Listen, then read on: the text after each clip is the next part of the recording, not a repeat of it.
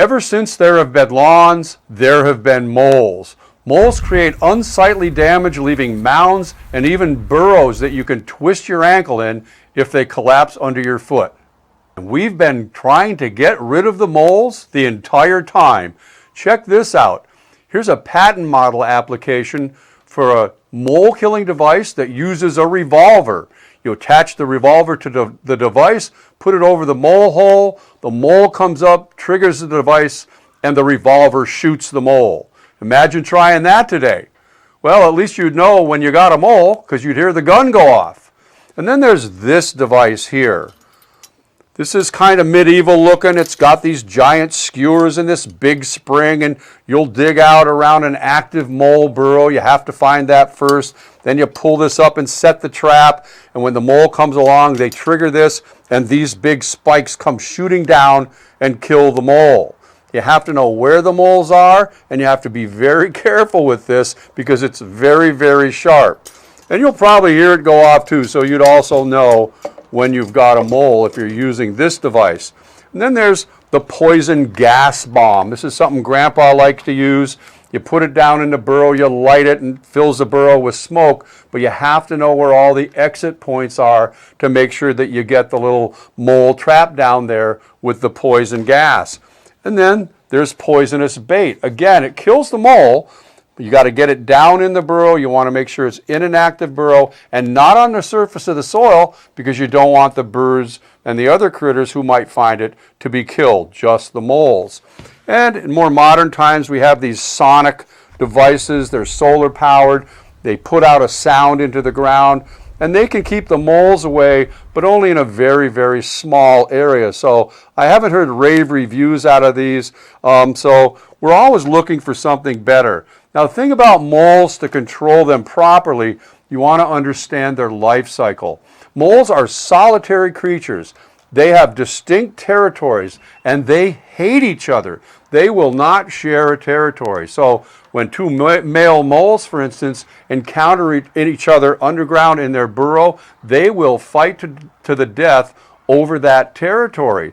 So the female mole, of course, does have young. They get together long enough to reproduce, but she has their young, and the young live with the mother until about September, and then they're kicked out. So how do we control these moles properly?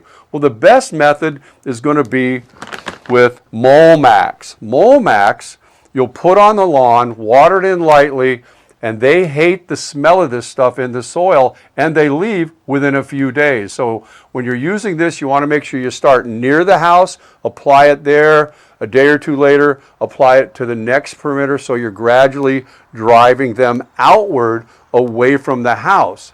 Now, there are other problem pests around like voles. Voles do live in burrows, but they feed on the surface of the soil. Voles are the ones that are going after your plants. Moles don't eat plants, just grubs and earthworms. Whereas voles, they're the ones that'll nibble the crowns of your perennials. You might find eaten bulbs. That could be voles. Could also be chipmunks. That's another problem we have around the yard. They'll burrow under your retaining walls and underneath your pavers, and they can cause just about as much problem as a mole can. The beauty of Molemax is it repels all of these rodents. So if you're using Molemax, it's the one, rather than the revolver or the skewer device that are specifically for moles, this actually will repel all rodents from your yard that are burrowing in the soil. So that's voles, chipmunks, and moles. It'll even repel armadillos if that happens to be a problem for you, which I guess it is in Texas. So remember Molemax. Now, I mentioned that the female keeps the young in her burrow until September. So here's a little tip for you. If you don't want moles in spring, you need to use the Molemax in September. That's the time where the mother mole will drive those youngsters out of the burrow, and they have to go out into the world and set up their own unique territory. They can no longer live with mom. Dad might be over here in the yard.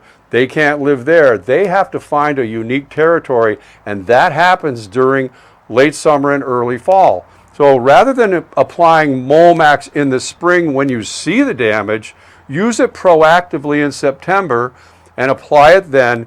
You'll drive out any existing moles, plus any of these youngsters that are out in the world trying to set up their own territory won't set up their territory in your yard if you have Molemax repellent in it.